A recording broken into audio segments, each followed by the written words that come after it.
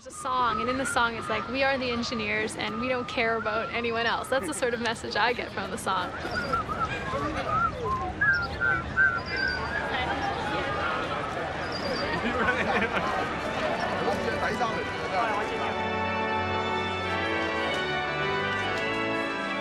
When women themselves wanted to do science, it was so often that they were faced with severe opposition, very high level of sexism, that made them question how did that group of people who call themselves scientists, who do that often very wonderful and desirable work in which women want to take part, what sort of a tribe is that? How do they do what they do? How do they select themselves? How does society select them? My own feeling is that science has been severely impoverished by not allowing women or people from native backgrounds, people from other cultures, to take part in that exploration of knowledge. Science itself has, on the one hand, not seen its own boundaries, and on the other hand, not been able to be enriched by the sources of knowledge that could have been available to science and to scientists. Ursula Frankl began her career more than 50 years ago in wartime Germany. A young science student, she was imprisoned in a Nazi work camp because her mother was Jewish. She spent the rest of the war repairing bombed buildings. It's somewhat funny that the very thing that brought me into science was what I now know is an illusion, that is the sort of objectivity of science.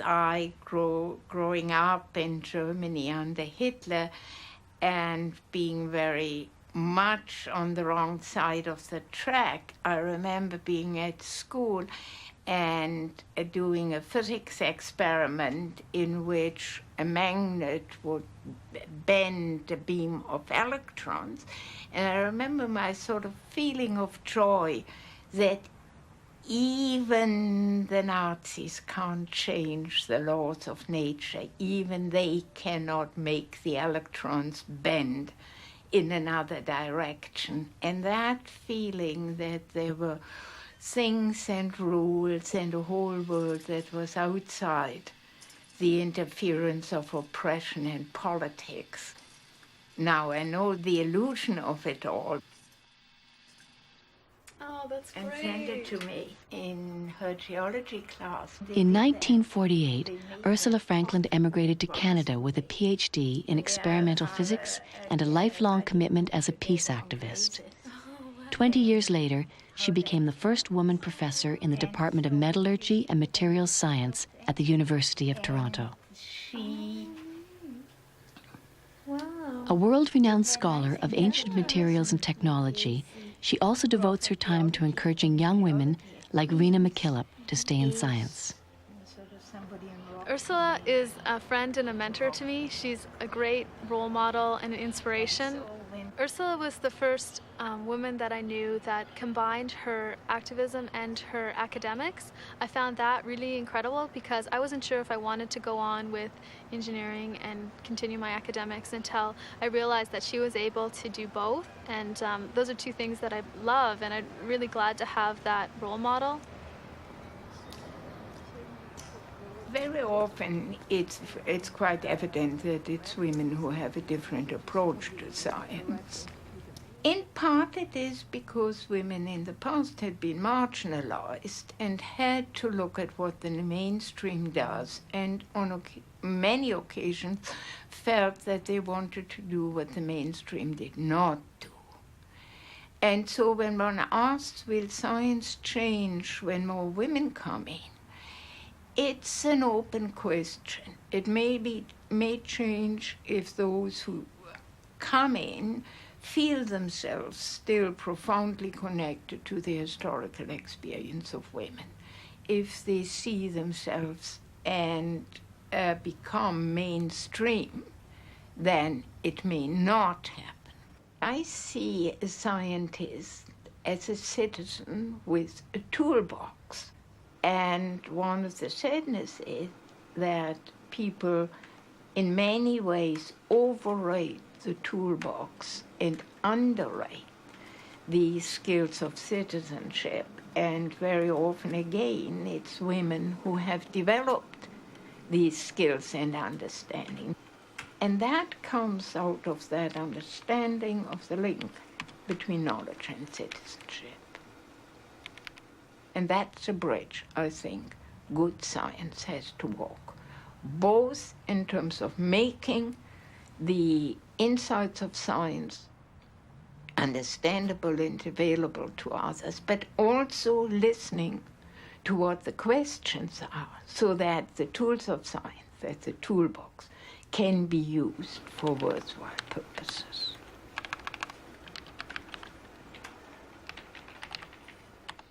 For the last 200 years, a field of scholarship has developed that we call demography, that is really knows counting of people. How many do we have? How many live? How many die?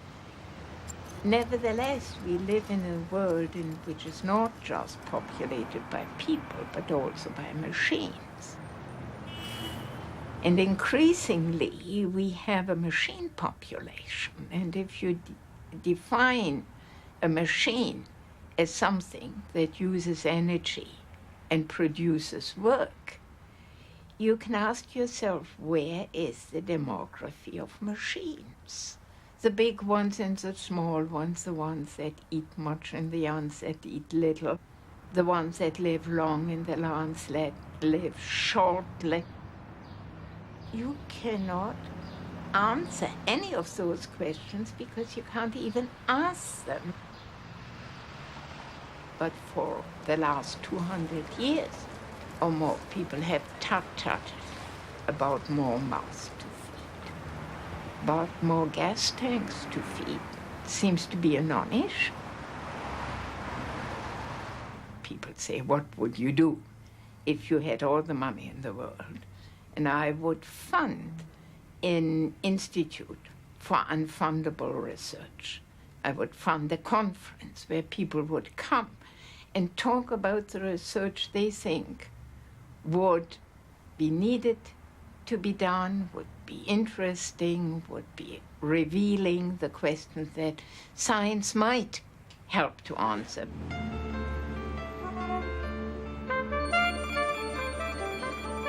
The application of present science, as well as the funding, because of the expense involved, drives more and more towards slanting science, toward the commercially desirable and applicable. And the difficulty that we face today is that the institution of government represents so little the needs of people and so much the needs of industry.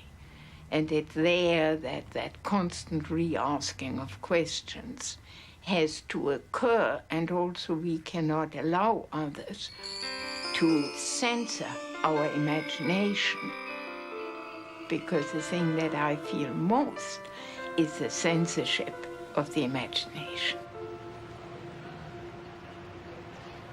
I have a lovely story, and I want to tell it quite quickly, about a very young friend of mine who had just finished a degree in biology. And when I talked to her, it turned out that she had used the music that grasshoppers make to analyze these in a very sophisticated way on computers and 4-track recorders to find out the evolutionary pattern between various subspecies of grasshoppers.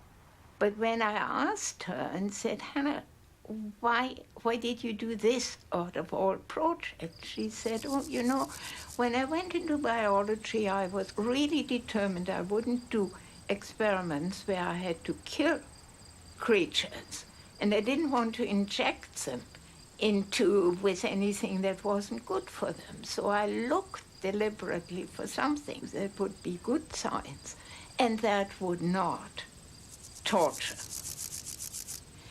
And for many of the very good scientists, and I think for many of the women scientists, it has been that conversation, that developing a feeling for the organism, a feeling for one's substances, that one sort of feels almost personal about it, that these are parts of your life. These aren't things you take out of a bottle. And that's a very different approach to science. Franklin's earthworm theory of social change again comes out of my belief that things grow organically, and that the very best knowledge and the very best thought, if it falls on hard ground, doesn't grow. And what in fact we, and particularly women, do is to prepare the ground, to work like earthworms, to prepare the ground for better ways of doing it. And you can sit at a university until the cows come home and think of how people ought to arrange their lives. If people themselves aren't participating, there's not going to be any change. Only when those two are together, the real new thought and the well-prepared soil, social change will come. And out of that, and with that together, will come a better science.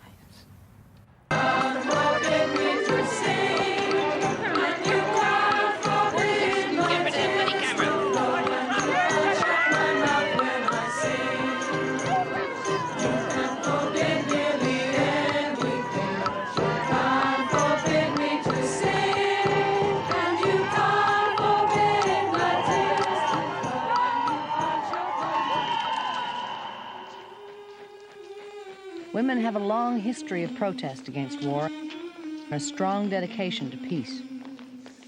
Women don't usually wage wars, but pay the wages of war.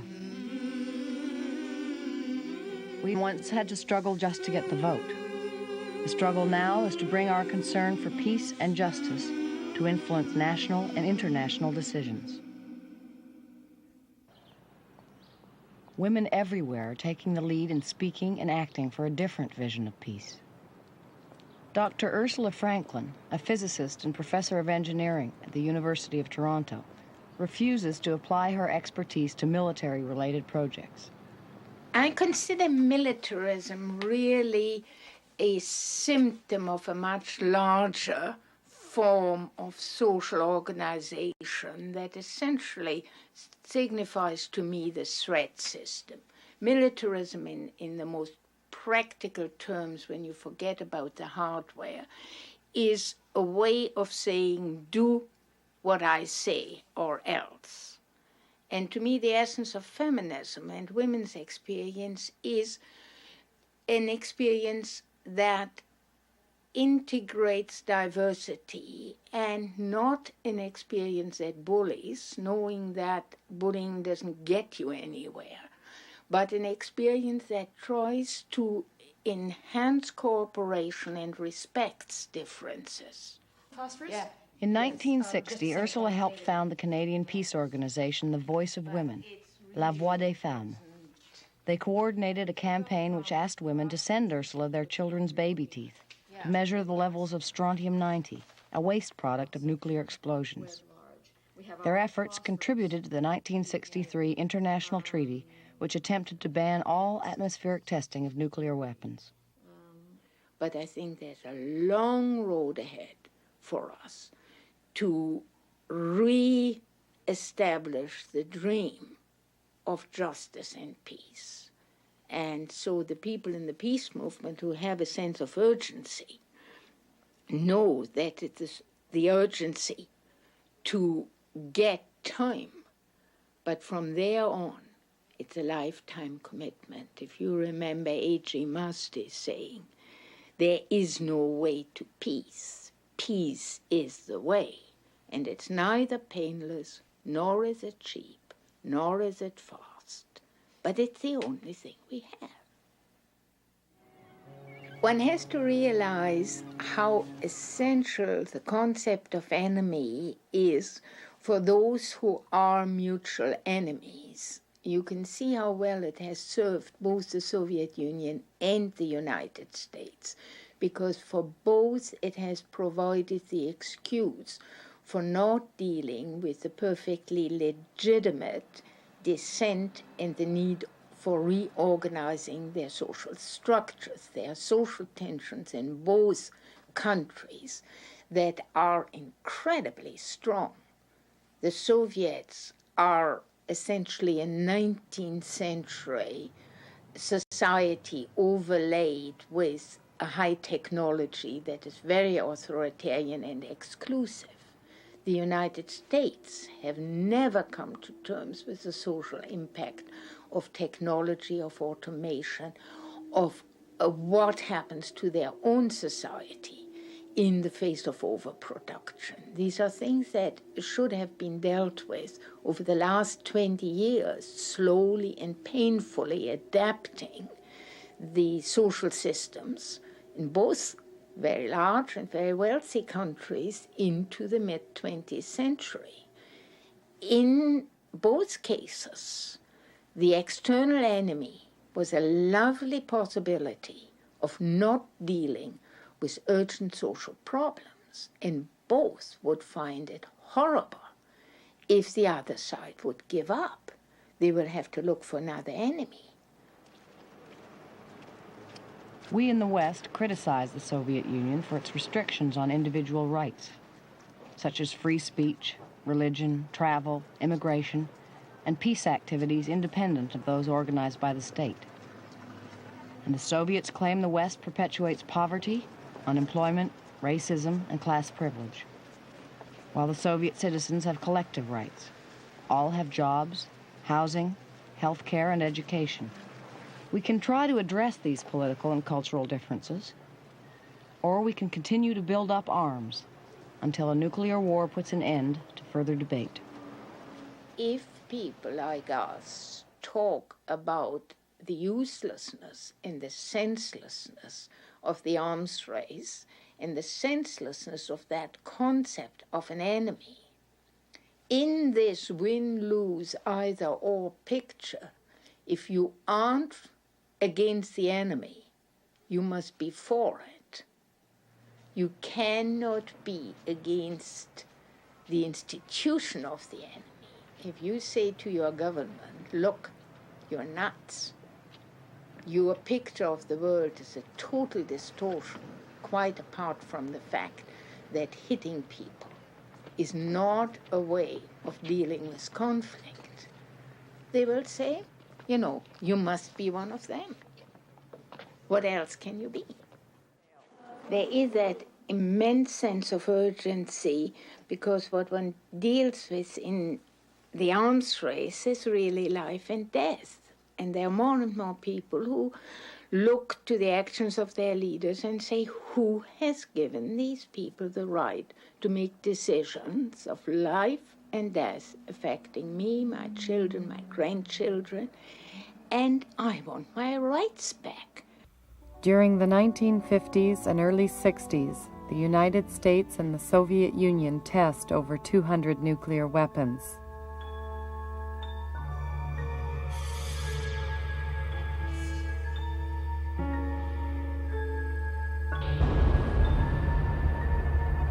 Most people are unaware that the radioactive fallout is causing global contamination of the food chain.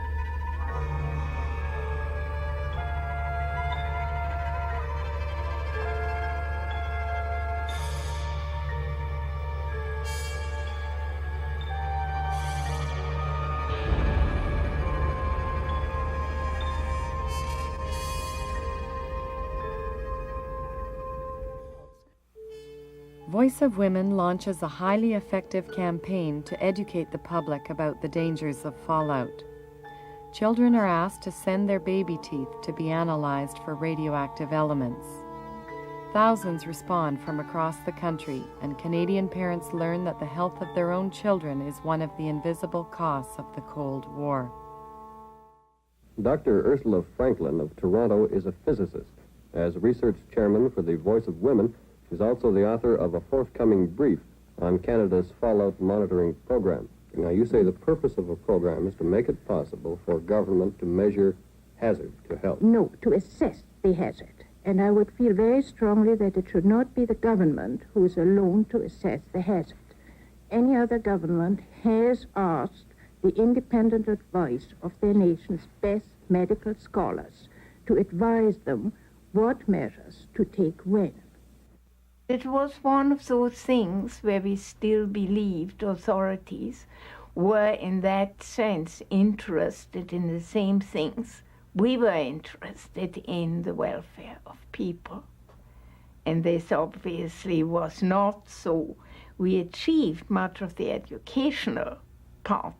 We did not achieve the adequate use of that database.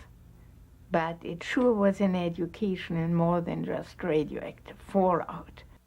The sooner we get it out of our mind, collectively as countries, that war is an option, the quicker and the cheaper do we get to the real problems. Because once we decide war is not an option, then all the costly paraphernalia can be dismissed.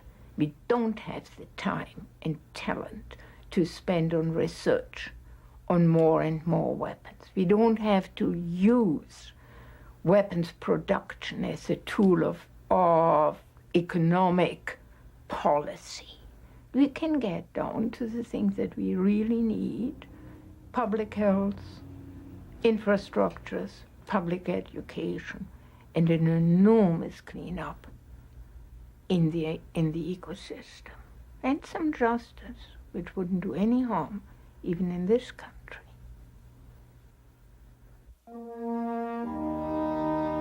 In small groups across Canada, Voice of Women continues its work for a safe, just, and peaceful world. The goal has never changed, but the agenda has expanded to include many issues that they see as interrelated. Ending violence against women, working for a cleaner environment and the rights of Native people, halting arms production, and strengthening the United Nations. Many members have been with the organization since it began 30 years ago. Others have been drawn by its vision.